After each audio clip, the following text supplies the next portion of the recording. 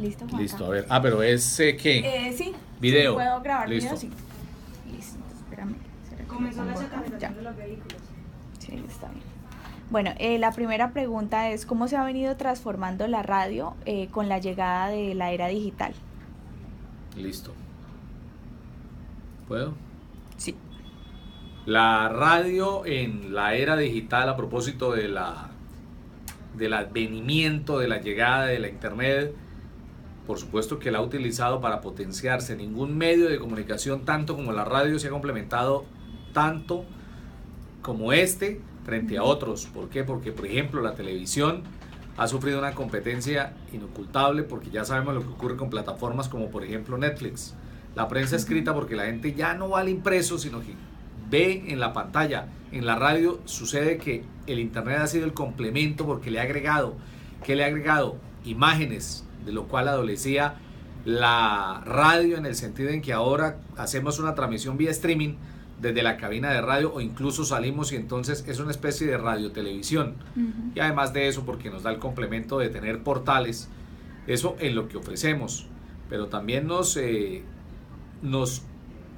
lucramos o utilizamos la internet, porque eso facilita desde el punto de vista, por ejemplo, lo que ya era un medio cálido, una actividad permanente de contacto con los oyentes. Por supuesto que ahora con este tema de las aplicaciones digitales, por ejemplo, nosotros con WhatsApp tenemos al instante, casi que en tiempo real, un contacto directo con los oyentes desde cualquier lugar donde se encuentren. ¿Qué rol o qué función están cumpliendo entonces las redes sociales en todo el tema de transmisión e información radial? Sí, las redes sociales, en primer término, para nosotros lo que nos ha servido es que tenemos un canal bidireccional de comunicación con la gente que está en la calle. Ellos nos envían, nosotros les enviamos información, estamos en permanente contacto, es decir, que ha ampliado el público objetivo al cual nosotros llegábamos, con una posibilidad, le da voz a la gente actúa, oficia como reporteros. Ellos sienten que están en contacto con nosotros porque nos envían imágenes, videos, los cuales nosotros aprovechamos en el portal web. Y lo que te decía ahora, por ejemplo, del grupo del WhatsApp que tenemos, ahí permanentemente estamos en contacto a las 24 horas del día, desde lo más sublime, desde un hecho trascendental que nos cuenten los oyentes, como puede ser la muerte de una persona, hasta un chiste, un meme, en fin, todas las posibilidades que se brindan ahora. Y eso, por supuesto, que nosotros lo utilizamos como un insumo importante para todas las emisiones que tenemos a lo largo del día. El lenguaje radial se ha venido modificando con la llegada de estas nuevas tecnologías y por ende con la inclusión de nuevos públicos de oyentes. Por supuesto que sí. En primer lugar, son unas nuevas formas de comunicación y el lenguaje es el vehículo, y en ese sentido entonces hemos estado haciendo también una transición a lo que significa hablarle a nuevas audiencias, ser mucho más frescos, ágiles, pero además dentro del léxico hemos tenido que incorporar aquellas palabras que aluden a ese mundo virtual, a ese mundo digital. Por supuesto que sí, las nuevas maneras de comunicación, de hablar, de colgar, sobre todo de interactuar, porque ahora hay que ser estratégico en todo lo que significa el acoplarnos a ese mundo. Entonces no significa solamente hablar por el micrófono, sino yo diría que un lenguaje digital, audiovisual, multiplataforma, al cual tenemos que aludir permanentemente, porque ya no estamos hablando solamente en radio, en lo análogo, sino que tenemos que estar, por ejemplo, montando contenidos que aprovechen todo lo que significa la autopista virtual, la internet, pero además de eso que atienda las características, por ejemplo, de lo que significa un video corto para difundirlo a través de las aplicaciones digitales, de que se vaya por el WhatsApp, de que se cuelgue en Facebook, en el mismo Twitter, en fin.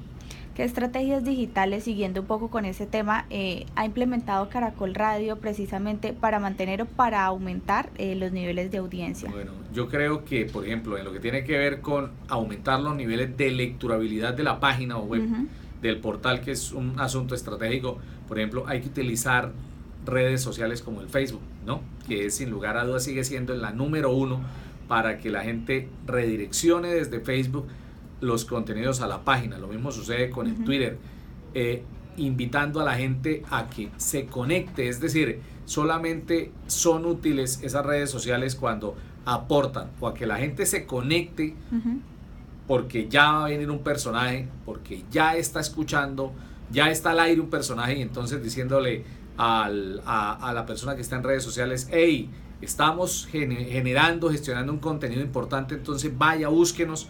Pero además de eso, por ejemplo, para que escuche los podcasts, para lo que tiene que ver además con el hecho de que las redes sociales apunten a alimentar ese número de visitantes que tenemos periódicamente, que vayan, que prendan la radio, que nos escuchen a través de internet. Básicamente yo creo que es eso, desde el punto de vista periodístico, ¿no? Hay también unas estrategias comerciales que se están ubicando para ese nuevo mundo y para esos nuevos requerimientos de lo contemporáneo.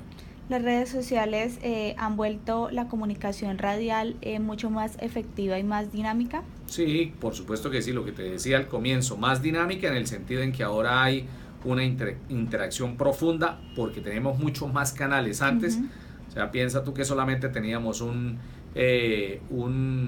teléfono convencional, ahora tenemos el WhatsApp, tenemos el Twitter, tenemos el Facebook, tenemos Instagram, o sea que esto se volvió dinámico, más ágil que de costumbre.